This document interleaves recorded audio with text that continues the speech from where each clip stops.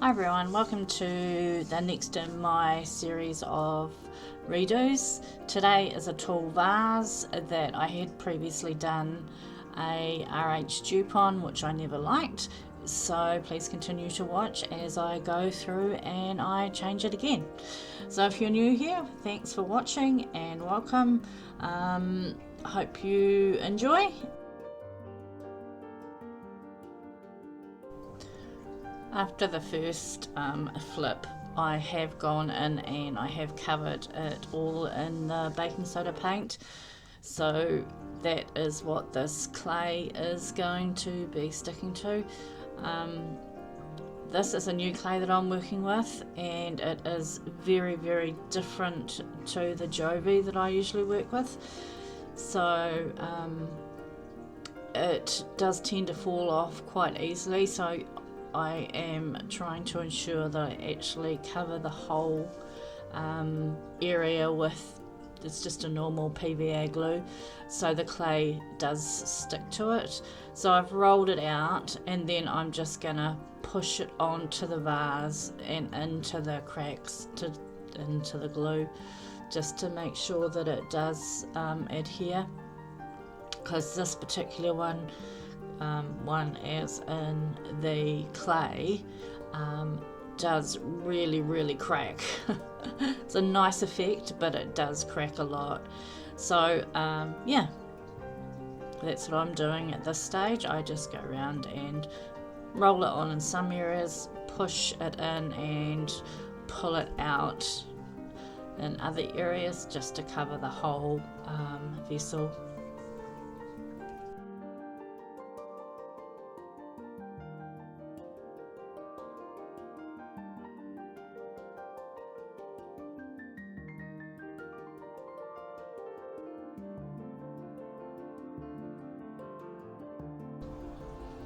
As I'm working on the join here, this is what I'm meaning by pushing it in and pulling it out.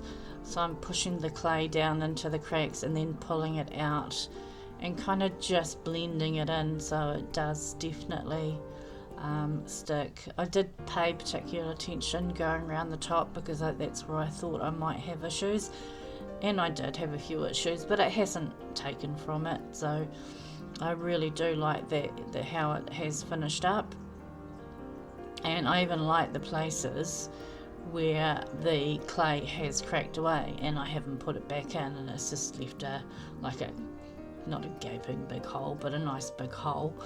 It looks really cool, I think. So when it's all dried, and it was still sunny here in New Zealand, so the winter or the autumn sun dried it quite quickly, so you can actually see all the cracks here and how gaping they are. So you can imagine that if something hasn't stuck, it's actually gonna come off in a big chunk. So what I'm doing here is I quickly discovered that, unlike Jovi, I have to use oil paints on this, and the umber isn't as dark as I wanted, so I am mixing in a little bit of black into it. So essentially I'm rubbing it on and taking it off. It was a bit of a process until I figured out that if you put it on, let it soak in, and then rub it off, it will actually come off quite easy, and you're left with just the umber in the cracks. You will see this as I go through. In the beginning, like here, it was a mission. I did a lot of clearing back with terps, whereas I actually didn't need to, I found, as I went on. Because I've been working with the Jovi and acrylics for so many years, I hadn't I'd forgotten how to work with the oils on this kind of surface.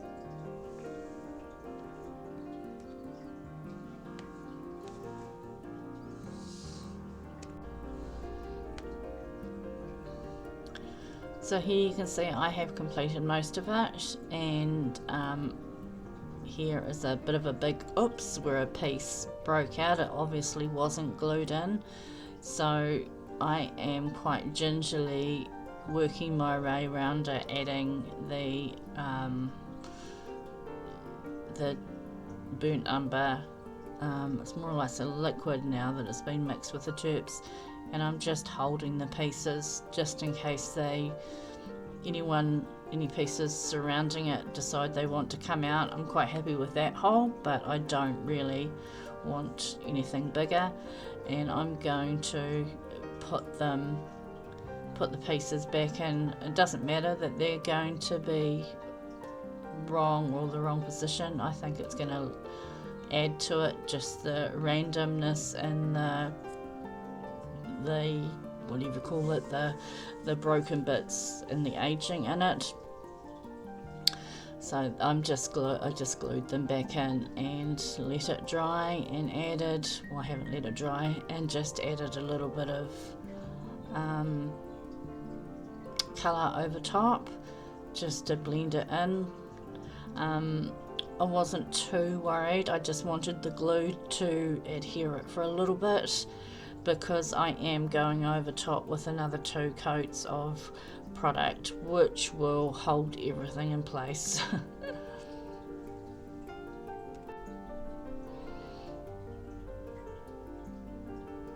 So up here you can see another piece that's fallen out and how I've just put the ink back in.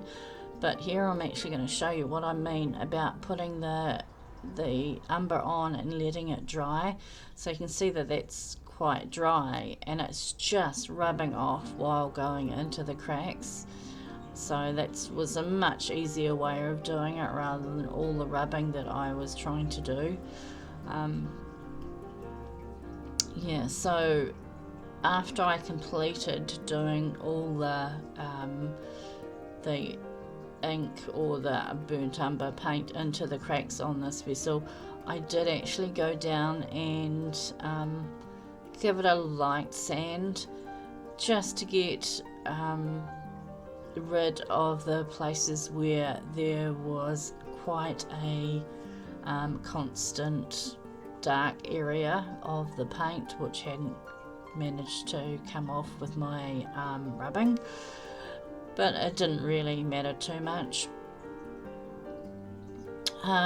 So here what I'm doing is I'm going in with a Resene clear varnish, essentially, that is, one, it's going to just hold everything in place again, and 2, it is sealing it so I can go in with the final layer of the gloss, which gives it a high shine, which I absolutely love how it turned out.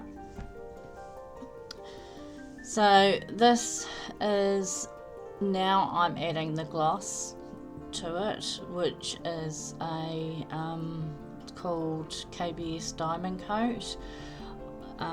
It is so easy to use and gives such an amazing finish.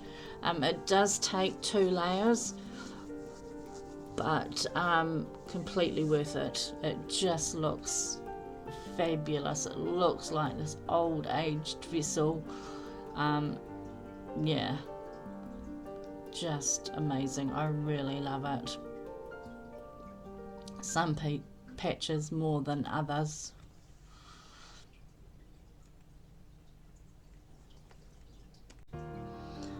This coating is possibly better than resin. I love resin, but anyway, and it only takes a couple of hours to dry. So first coat down, 2 hours in. I was doing the second coat 4 hours in, or maybe 5 or 6 hours in. It was actually touch dry, and I could move it around. This is the area of the vase that I love so much. I love this cracked bit, but I will give you a close-up soon on what it actually looks like. So yeah, I love how in here the it's dark and it's got a big hole, and I love this area as well. I like all of it. let's be honest. How it just looks so old and worn. So here's that cracked area again, and you can see on the left bit where I've put the pieces back in and glued them back into place, but they're quite random. It still looks really awesome, I think. So yeah, thanks for watching. I hope you've enjoyed. Please do give me a like and a subscribe, and let me know if there's something else you would like me to give a go.